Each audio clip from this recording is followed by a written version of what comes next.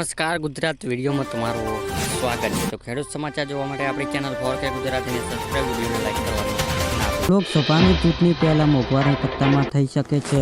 વધારો મિત્રો એટલે કે સમાચાર છે કે લોકસભાની ચૂંટણી પહેલા કેન્દ્ર સરકાર કર્મચારીઓને સારા સમાચાર આપી શકે છે કે મીડિયા રિપોર્ટ મુજબ માર્ચ મહિનામાં સરકાર કર્મચારીઓને મોંઘવારી ભથ્થામાં એટલે કે ડીએમાં 4% વધારો થઈ શકે છે અને આ નિર્ણય લેવામાં તો મોંઘવારી ભથ્થો વધી શકે છે અને 50% થઈ શકે છે અને પગાર ઉછાળો આવશે અને છેલ્લે ઓક્ટોબર 2023માં સરકાર કેન્દ્ર કર્મચારીઓને પેન્શનો માટે ડીએમાં 4% વધારો થઈ શકે છે। સરકારની મોટી ટ્વીટ એટલે કે મિત્રો દેશના કરોડો કરદાતાઓને એટલે કે વ્યક્તિ ટેક્સ ભરે છે જેમણે ધ્યાનમાં રાખીને મોદી સરકાર તેમને મોટી રાહત આપે છે ને આ તરંગ મોદી સરકારે દરેક કરદાતાઓને 1 લાખ રૂપિયા સુધીની બાકી ટેક્સ ડિમાન્ડ માફ કરવામાં આવે છે ને જેવી રીતે કરદાતાઓને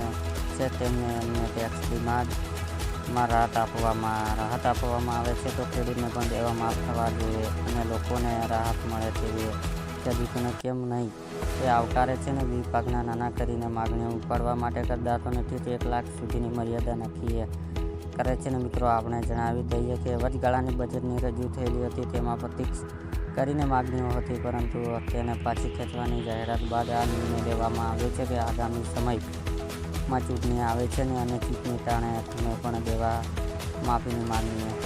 500 રૂપિયામાં ગેસ સિલિન્ડર એટલે કે મિત્રો તેલંગાણા રાજ્યના લોકોને ટૂંક સમયમાં ભેટ મળવા જઈ રહી છે ને તેલંગાણા મુખ્યપ્રધાન રેવંત રેડ્ડી શુક્રવારે જણાવ્યું હતું કે તેમણે સરકારે 27 ફેબ્રુઆરી 2 યોજના શરૂ કરશે જેમાં 500 રૂપિયાનું એલપીજી સિલિન્ડર અને ગરીબોને 200 યુનિટ સુધીનું મફત વીજળી આપવામાં આવશે અને કોંગ્રેસના મહાસચિવ પ્રિયંકા ગાંધી પણ આ પ્રસંગે હાજર રહેશે મિત્રો। 2000નો હપ્તો જાહેર એટલે કે મિત્રો ભારત સરકાર દેશની ગરીબ ખેડૂતની આર્થિક સહાય પૂરી પાડવા માટે પ્રધાનમંત્રી કિસાન સન્માન નિધિ યોજના નામની એક